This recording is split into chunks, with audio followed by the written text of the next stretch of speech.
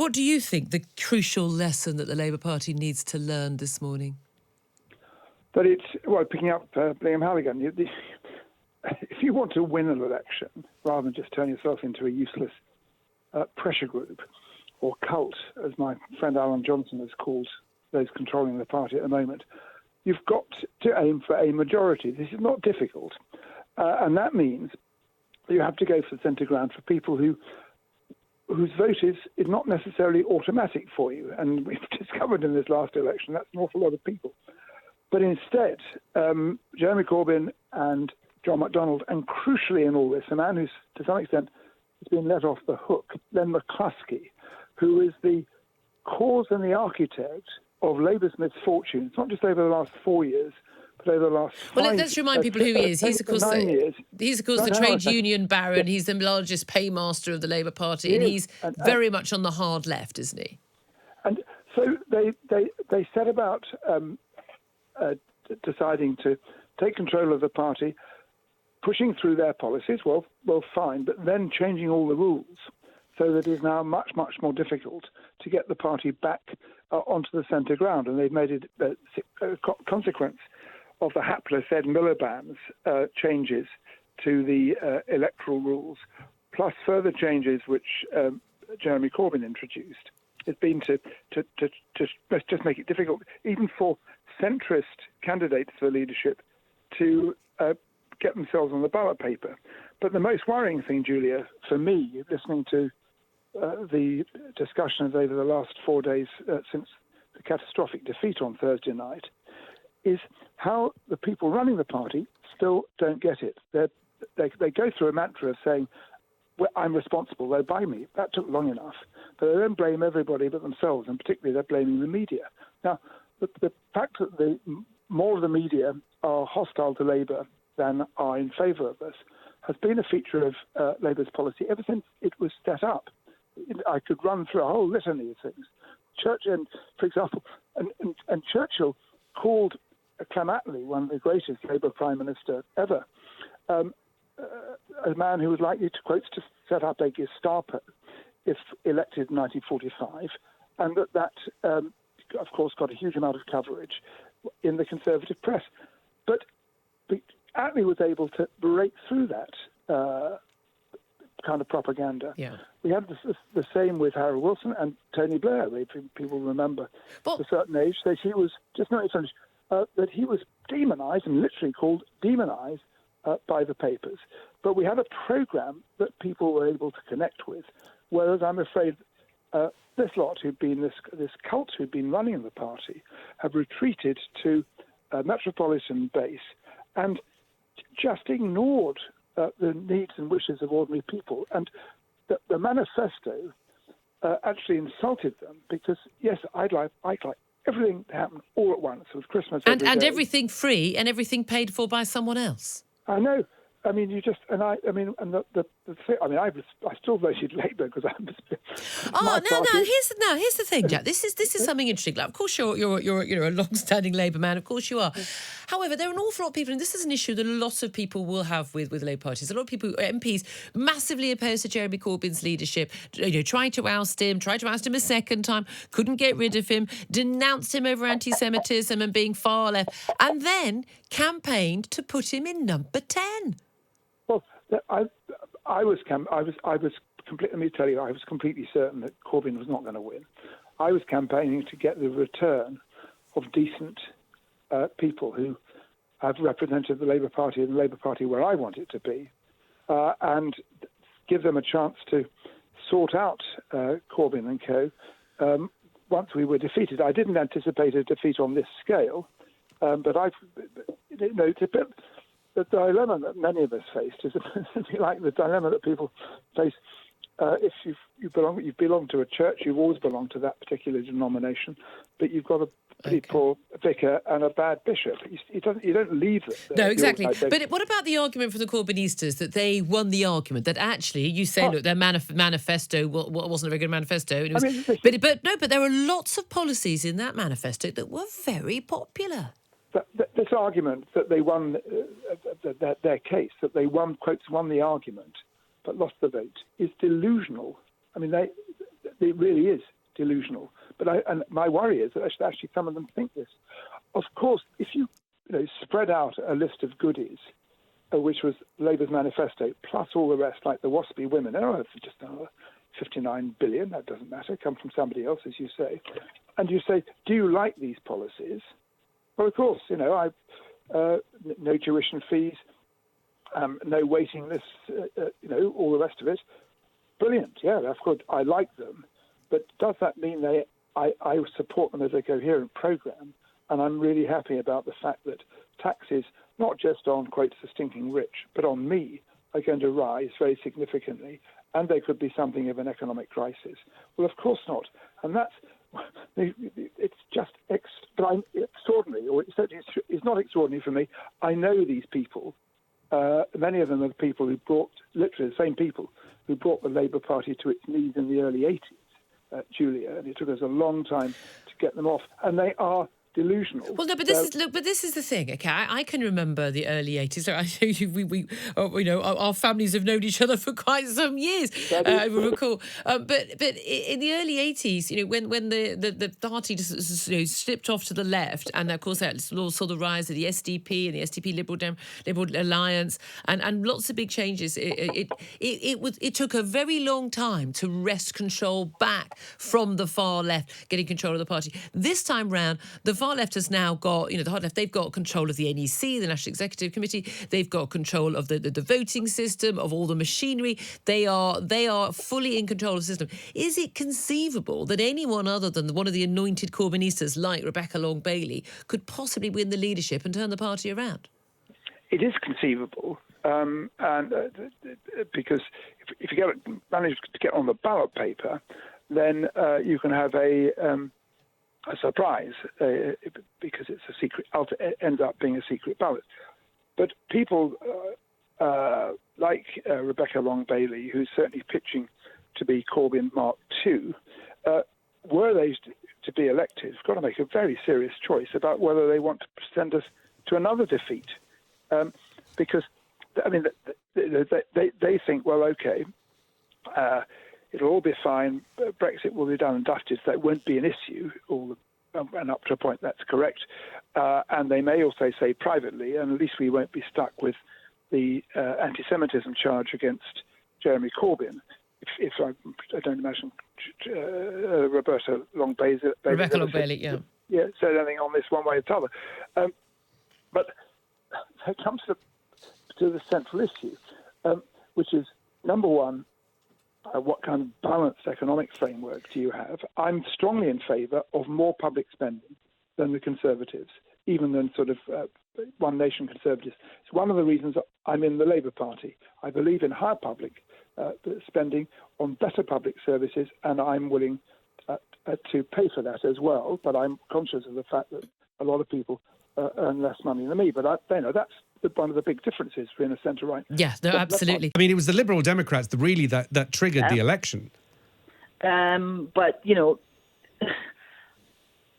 obviously, if you look at the results, how could anyone say, if you look at the results of this election, that we got it right? I mean, that would just be ridiculous for me to sit here and defend that decision. The team who looked at it and decided to do it, they obviously felt at the time it was the right thing to do. They obviously felt that it was, if you like, a last chance to stop Brexit because we weren't going to get the referendum. The Labour Party had let us down continuously on this. And that is obviously what they felt. Was that the right thing to do with hindsight? No, it wasn't. And it would be childish of me to suggest anything else. Going forward, what we have to do is learn the lessons of that mistake. And what we have to do is look at why it wasn't what they thought it would be. And you're saying, that Tim Farron warned and Vince warned, and, these were discussions, presumably, which went on, and, advice was either listened to or not. I'm not in a position to say because I don't know, but I think that it would be really churlish of me to stand here now and say it was the right decision, because patently we ended up losing ground on 2017 in terms of seats, not in terms of public support, which is the annoying thing. If you look at the public support for our position, it is greater than it was in. Well, you increased your share by 4.2%, which is the most from any party. Of any of the parties. Let me get. Also in Scotland, we were the only people to take a seat from the SNP, ironically. That is also true. Ian Anderson's got a question. Yeah, Chrissy, your thought there, I think your real honesty there about getting stuff wrong, in the aftermath of this is refreshing to hear from politicians generally. But so, for me, the revoke thing kind of worked before Johnson got his deal, and you guys stuck in that place. But I want to ask you something about where you go next. okay. So we're leaving. We are leaving. I mean, Guy Verhofstadt tweeted, Britain is clear now. It's leaving. Where do the Liberal Democrats go on the 1st of February when we've left? Well, that assumes that we are only about and have only been about Brexit. I was a Liberal Democrat before there was any suggestion of any referendum of any sort. Most people in the party are Liberal Democrats because they're liberal, not because of Brexit. We are Remainers because we are liberal. We are not liberal because we're Remainers. And I think that's important to remember. And what we do now is we pick ourselves up and we hold this government to account on the issues that matter to people every day. The biggest single issue facing us all is climate change. And we need to make sure this government acts to protect the environment, acts to reverse the damage that's been done. But we also need to stand up to this government when it comes to the rising poverty in this country. The fact that, in the last Parliament, a homeless person died at the entrance to Westminster, in the subway entrance, in the 5th largest economy in the world. A homeless person died on the very doorstep of Parliament. Now, those are the things that are wrong in this country. Those are the things that we have to tackle. And we, as a party that represents the views of so many people in this country, even if we've only got 11 MPs, we represent the views of the people in this country. We have to stand up for them. That is what is important now. And minimising the damage. We have to work to make sure that Brexit doesn't do the damage, the catastrophic damage that it could. Of course, the last time he came on the show, down in the tent of Common Sense, he called me a disgrace. Lord Falconer, very good morning to you. Welcome back. Well, thank you for having me back, Mike. I thought you'd never have me back. No, listen, I'm a very magnanimous individual. I'm quite happy to be called names, and this is all part of the cut and thrust of life in general. But, I mean, the Labour Party now, compared to what you had as a government when you were in it, and I'm not sucking up to you here, it's chalk and cheese, isn't it? I mean, it's very different, but the times were different in 1997. This is not the time to go back to Blairism, but we plainly need a change of direction in the light of the absolute drubbing that Labour got in the election last Thursday. Well, exactly right, because the thing that I find astonishing, and have found astonishing since Thursday, is every Labour MP, either ex-Labour MP or current Labour MP, doesn't seem to understand why they lost. They talk about being heartbroken, they talk about letting down the poorest people in this country because they've allowed the Tories to get in with such a big majority. They don't understand that it was their fault that they didn't get re-elected. It most certainly was the Labour Party's fault we didn't get elected, because we had a leader that did not resonate in many parts of the electorate, because we had a Brexit policy that large parts of the electorate didn't have confidence in, and we had a manifesto that nobody believed in because it had absolutely everything, including the kitchen sink, in it. And even though there were bits of it that no doubt very many people would have liked, nobody believed it was going to be delivered because it had not prioritised at all. Well, exactly right. And also, I mean, promising things like free broadband and 2 billion trees that they were going to build, and, a third off your rail fares, and, here's a bit more money over here, there and everywhere. Clearly, not only did it not cut through, but it actually turned people off. I mean, the idea that places like Sedgefield, Tony Blair's old constituency, Blythe Valley as well, a mining community, voted for the Tory party, is hard to imagine, isn't it? Yes, I agree. It's very hard to imagine. Though it should be said that it's been happening over a period of time. If you looked at the votes for Labour in places like Bishop Auckland, where we lost, or Durham, where we lost, or the West Bromwiches, where we lost, you'd seen the Labour vote going down over the years because there was an increasing sense, I think, that we were no longer either delivering or connecting with what had been our heartland vote. Not delivering, obviously, because we hadn't been in power since 2010, but not connecting in the sense that we were seeming to focus on things that didn't matter to people's everyday lives. I mean, the way we did Brexit turned out to be appalling because we kept moving our position. We eventually ended up in a second referendum position quite late on. I think we had rather undermined the faith of the Remainers, and then going for a second referendum position in the way that we did made the Leave areas think, God, they're not listening at all, Labour, they're not connecting. But now, of course, the Labour Party now is no longer the party of Lord Charlie Falconer and Tony Blair and Peter Mandelson. It's the party of Novara Media, Paul Mason, these kind of luxury communists who go around telling us that we have to overthrow the system and we have to change everything and nationalise everything. And, and then they win Putney, full of champagne socialists in £1 million houses.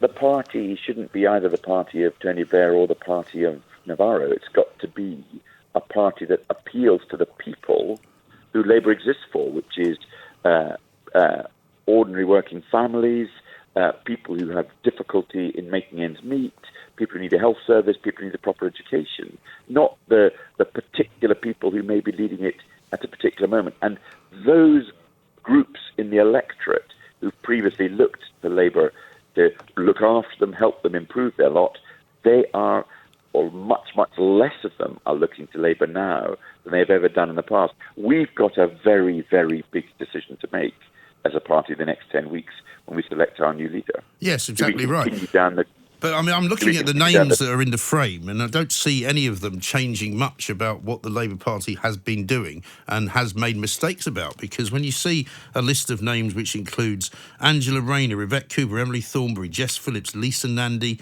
I'm told Clive Lewis has thrown his hat into the ring. I don't know whether any other men will be allowed to do so. I mean, it's not exactly inspiring, is it?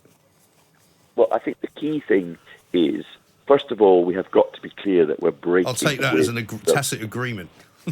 No, Mike, I don't agree with you in relation to that. Okay. I don't think we can have a Corbyn continuity candidate because continuing as before will lead to another rejection on the line and of the scale that we've just experienced. I think you're completely wrong. I think the range of candidates that we've got that are not Corbyn continuity candidates there's a lot of talent there, and I do think there are people who could convince the public that we are set on a course that they could connect with. Well, nobody who voted, let me tell you something, nobody who voted for Brexit will vote for Yvette Cooper or Lisa Nandy. I think, in a way, the result of the election now decides that we are leaving the European Union. I think there are many decisions to be taken about how close we remain to Europe. I think people want a real break with Europe, but I don't think that they want us to become too close to America in such a way that we have to do and become a supplicant to America and its policies. Yeah, but that was part of Labour's manifesto, and it was roundly rejected because I think you're wrong as well. Most people would rather have an alignment with the US, albeit that Donald Trump is only the president at the moment, because America is far closer to us culturally and in many other ways than the rest of Europe is. And that's always been the case. But the problem for a lot of people who voted to leave the European Union is that they don't feel as if they have anything in common with France or Belgium or Germany. They quite like going on holiday there, but they don't feel European, but they do feel as though America, which speaks the same language as us, which produces television shows and movies that we watch incessantly, is far more in tune with what we are. I disagree with you. I think that what people think, they don't make judgments about these countries in the way that you've just made these rapid They fires. do. This is why you guys lost so heavily, because you don't get it. Okay, because you think we lost so heavily because everybody's pro-American and anti-European. No, I'm not saying they're anti-European or pro-American, exactly but you were saying. no, that's not at all what I'm saying. That's exactly what you were saying. I'm saying they feel You as are, if. No, hang on. They feel. Charlie, hang on. They feel as though they have more. I thought you were previously. They feel they have more in common with America than you make out. It's not about Donald Trump. It's about America. I think they're just wild generalisations that do not reflect. Well, you just told me that they don't. You just made a wild generalisation that said people don't want to be too closely in line with America. Is that not a generalisation? I think that what people want is they don't want the control that the European Union exercised over the UK, which they felt damaged the economic position. But what they do want is good trading relationships with countries in Europe, because they're our closest trading partner, and we trade a lot with them. And they don't like the idea of being too dependent on the US. And when I say they, I mean some people think that. I mean, I think we're wrong. Yes, I think you've done well to get that one back from the brink, because the problem for the Labour Party, and I'm sorry to hear that you're apparently falling for the same nonsense, is that you don't actually know what people want. That's why you lost. Well, I think some of us thought maybe we might lose in the light of the prospectus that we were offering to you. But you're absolutely right. The Labour Party, in the offer it made to the public, made an offer that large parts of people who had previously supported Labour no longer were willing to buy. One final question, because time is short. What do you think, or who do you think you would like to see as the next leader? I don't know. I don't want a Corbyn continuity candidate, but I think there's quite a range of people: Keir Starmer, Emily Thornberry, Yvette Cooper, Lisa Nandy, Angie Rayner. They would all be candidates who should be given serious consideration. It's worth remembering that Boris Johnson, yes, he has got a majority of seats, but in terms of the popular vote in the country, he did not get a majority of people to vote for what he is about to do. A majority of people actually voted either for the Labour Party or the Lib Dems or the SNP or the Greens, none of whom support the position that he has adopted. So he is going against the majority view as expressed in the general election. But that's sort of shouting impotently from the wings, isn't it? So what I'm saying is the reality is, whatever you say, I accept what you're saying, but we are going to leave. So the question is, how are the Lib Dems going to approach the issue of Europe in the event of that inevitability? Yes, you're right. We are going to leave, even though a majority of people in the general election said they didn't want that to happen in the way that Boris Johnson is now proposing. So in terms of how we respond to that as a party, well, we're not going to abandon our belief that being in the European Union is the best option. So I guess what our new leader and the Liberal Democrat members of Parliament want to do is to fight to ensure that as far as possible we have a close relationship with the EU rather than a very distant one. And what you were saying just before I came on air about where is Boris Johnson going to take the country will to a great extent determine whether it's going to be a close relationship, in which case he will have to dump Jacob Rees-Mogg, the ERG and the people who've joined him from the Brexit Party, or alternatively, if he's going to go that route, he will have to dump what remaining centrist Conservative members of Parliament there are within his party. So I think we have to wait and see which direction he takes the party in. If he takes it to the right, at the same time as Jeremy Corbyn's successor perhaps comes from the left, or some might say the extreme left, then for the Lib Dems, there's a massive opportunity there in the centre. How do various people see him? Some see him as Churchillian, some see him as Trump-esque.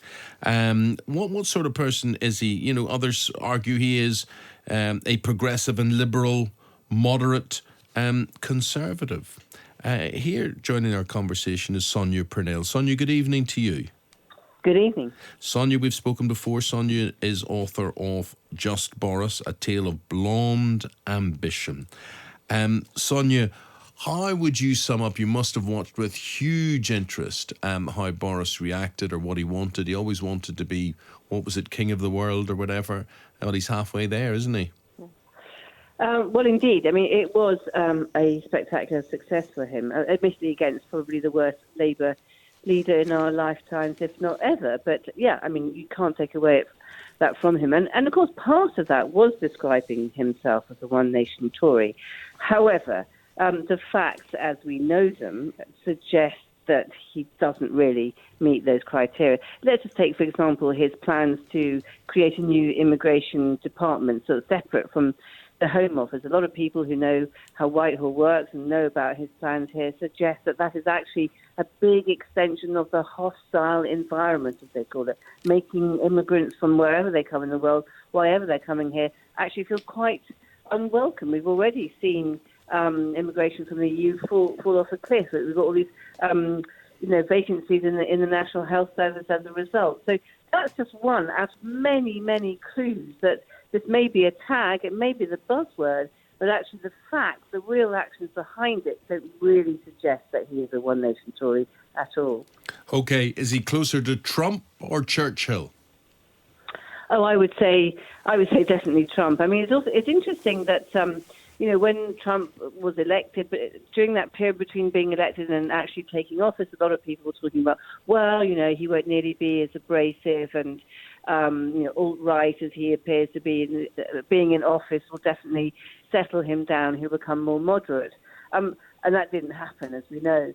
And I think we'll have the same here with Johnson. Obviously, he doesn't want to frighten the horses at this point, but just as we talked about the immigration, but he's also talked about sort of clamping down on the Supreme Court, which is actually one way of protecting the individual against the executive in this country.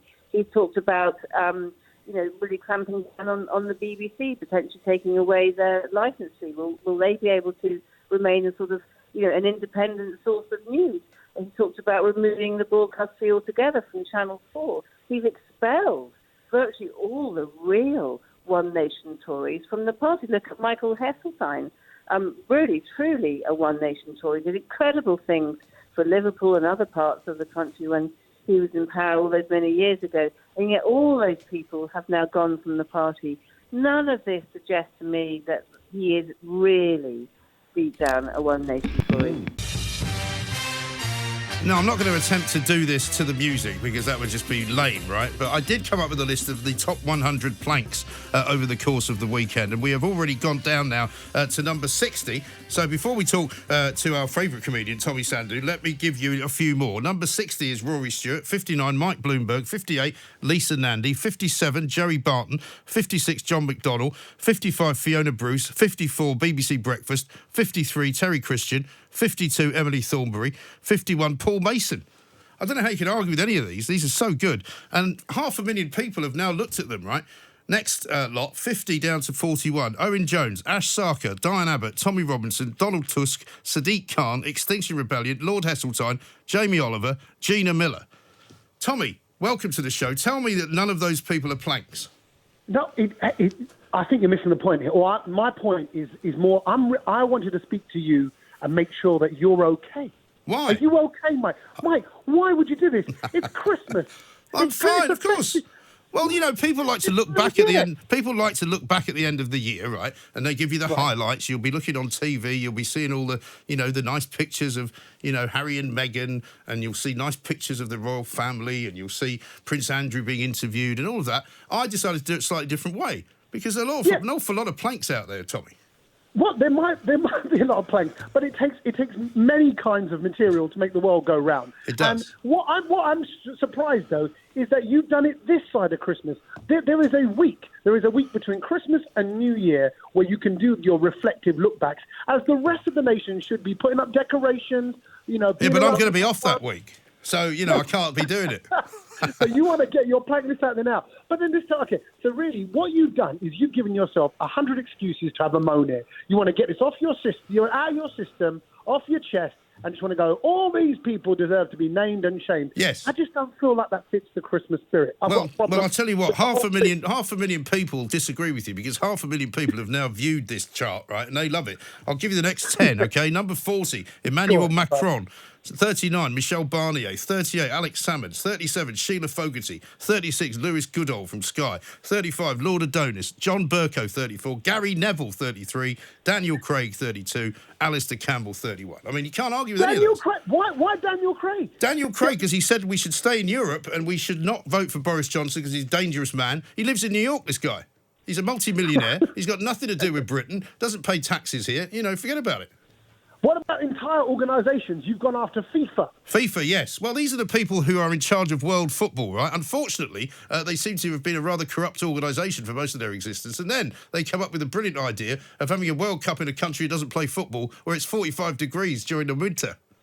Okay, I might give you that one. What about the railways? Why have you gone after why have you gone after one particular Great Western Railway? Because they're on strike for 27 days out of December. Well, okay, right. No, actually, you're right. See, I'm going to win you round, Tommy, aren't I? You have. You won me round. But I want to make sure that after you do this, there's some sort of cathartic feel about, good. Okay. Well, do you know what? Somebody said to me last night on Twitter, they said, why don't you do, after this, a list of the winners of 2019? Yes. Right? Yes. And I thought, now there's a good idea, because I could do another list next weekend and get another 500,000 views, right? The problem is, right, I started doing the list. I couldn't think of more than 20. What about predictions for 2020? And you can have a list of then just 20 wonderful people for the year ahead. I'm not sure I could get up to 20 wonderful people. Can I include myself? Yes, in 19 of those positions if you have to. I could include you, Tommy. Yeah, thank you. You and me will make up the top 20. How did you feel writing this list? Was there ever a point that you dried? Was it difficult? No. In fact, I had to stop because I thought I could actually do 200 if I wanted. It started off as a top 10, right? And I did the top 10, and people went, "That's not enough planks." They were like, what have you forgotten about Gary Lineker? What about Guy Verhofstadt? What about Steve Coogan? So I had to keep going, right? So then I did 20, right? Yeah. And then they were still saying, well, what about Jess Phillips? What about John Major? And I went, right.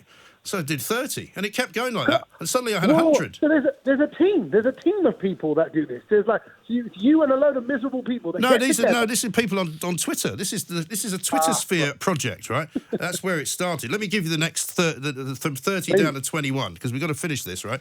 Robert De Niro, number 30. Laura Pidcock, number 29. Guy Verhofstadt. John Hanna, 27. Ed Vasey, ex-MP. Tom Brake, ex-MP. Jess Phillips. Gary Lineker. Steve Coogan. John Major. Steve Coogan? Yeah. Legend. What have you got Steve Coogan, he was out campaigning for the Liberal Democrats, right? Him and Hugh Grant, right? Everyone they campaigned for lost. That makes him a plank, in my view. Yeah, so that's it. Despite all the joy he's brought people all across the world, the laughter, the fun, the voices, the characters. He also gets treated differently than everybody else because when he gets done for driving it too fast in his car, the judge lets him off on the grounds that he needs his car because Alan Partridge drives a car who doesn't exist. Hey? Yeah, but he needs it for work. He doesn't. He's not Alan Partridge. His name is Steve Coogan. It wasn't Alan Partridge who got done for speeding. It was Steve Coogan that got done for speeding. You see what I mean? Okay, yes, I do. Now we're down to the top 20, right? You're gonna like this, right? David Lammy, number 20. Theresa May, Chris Martin, Meghan Markle, Femi, I don't know if you know him, Andrew Marr, Lewis Hamilton, Julian Moron, as I call him, Julian Morm, I think his name is, Anna Soubry, and Greta Thunderbird. Who was caught, by the way, yesterday, sitting in a train, claiming that she couldn't find a seat, when unfortunately the train company put out a tweet saying, well, it's very nice of you to tell everybody that you were on our train, but why did you also not tell everybody that you had a first-class seat? Interesting. But okay, Lewis Hamilton in that list there. Come on. He's I mean, I'm not a big follower of it all, but I know that he recently won a whole lot of stuff. It made him the most, decorated. He won his sixth International Grand Prix series, yes. But he also said, right, he also said that he thought we should all do more to save the planet and to make the environment a cleaner place, right? This is a guy who drives around in a high-octane racing car, flies everywhere in a private jet until recently when he got rid of it, right? And basically contributes probably the biggest carbon footprint sport in the entire history of the world. Right? Yes. But he's gone vegan, so that's all right then. Exactly. So I'm afraid, finally down to the top 10. Now, I'm not going to mention the number 10 because he's a rival broadcaster, right, who's particularly miserable at leaving the European Union, works for a station in London. I'm not going to say his name. Jeremy Corbyn, number 9. Stormzy, number 8. Prince Harry, number 7. Dominic Grieve, number 6. Lily Allen, number 5. Hugh Grant, number 4. Emma Thompson, number 3. Joe Swinson, number 2. And I don't know if have you got any fanfare music back there for the number 1 top 100 plank of the year? If you can all right, you can do that. Prince Andrew. Prince Andrew. Prince Andrew. You don't going to tell me you can't disagree with that. No, I cannot. I will not disagree with that. Yeah. But there are some. I mean, Storm. Just out of interest, Stormzy. Stormzy. The guy who goes on to Glastonbury and basically wears a stab vest. Says that he thinks Boris Johnson's a bit sinister. Yeah. I don't think that's his place, is it? To go around talking about the Prime Minister like that. No, you're right. Stick to rap music. I know. You know what? Really, what this list is. What is it? I mean, I want to know what you think a plank is. A plank is someone who shouldn't be getting away. I would say, when most of the people on this list are there because they're hypocrites, basically. Stormzy's a very wealthy man. He makes out that he's a kind of man of the people, man of the street. He's not. He's a multi-millionaire. I know he does some good things. He does a sort of a scholarship thing to Cambridge University for young students, and that's a great thing. But I'm not keen on very wealthy people talking about voting Labour because we know they don't do it at the end of the day. Because if they did, they'd lose all their money. I mean, Corbyn literally would rip these people to shreds and take all their money in tax. Emma Thompson, right, flies in from British Airways first class from LA to tell everybody not to fly. Okay, so they're hypocrites. They shouldn't be getting back. You're revealing them to the nation. But now that I'm just worried about your well-being, I want to know that you now feel good. Do you feel? I do. Are you in a happier place? Is this helping? Listen, I'm always happy. That's the thing about me, Tommy. No matter what happens to me in life, I could be fired, I could be shouted at, I could be abused in the street, I could have people throwing things at me, and that's just at home, I come through it all with a smile on my face because I love life. Oh, well, and the one thing I am not, you can accuse me of many things, but I'm not a hypocrite. No. Or a plank. No. You are, yeah. You put the planks together. I do. You're not one of them. You're not one of the planks. Yeah. Exactly right. Well, job well done. Well, Tommy, listen, I appreciate you because I think a lot of people have your sentiments at heart and they think it's maybe the wrong time of year to do it. But hey, I can't help the timing. It is, and you're not here next week. Okay, I get it. Now that you've explained yourself, Mike, it all makes sense. Marvellous. So, Marvellous. So, Tommy Sandu, another convert to the Independent Republic of Mike Graham. What a top man. Is it possible to broadcast without bias? Well, remember that broadcasters are obliged to be impartial when it comes to reporting during an election, and they're supposed to be the counterweight to what the press does, which is entirely free to take its own positions. And we know that the press has, for many, many years, been overwhelmingly pro-conservative. So broadcasters are supposed to try and, temper that debate. And, well, it's only been a few days since the election, so we don't have any in-depth academic analysis about the amount of bias, but there were a number of errors, mistakes, editing errors. There was the political editor of the BBC in a clip reporting that postal ballots weren't looking good for Labour, and this is the kind of comment that's forbidden by electoral law. That really doesn't look good for the BBC. So whether you say that's just a series of unfortunate accidents or there's something more systematic about it because of the culture inside the BBC, either way, we are faced with a problem that many, many people did not think that the BBC and some other broadcasters were being sufficiently impartial. But okay, if you get Labour saying the BBC's biased and you get the Conservatives saying the BBC's biased, does that not sort of even itself out?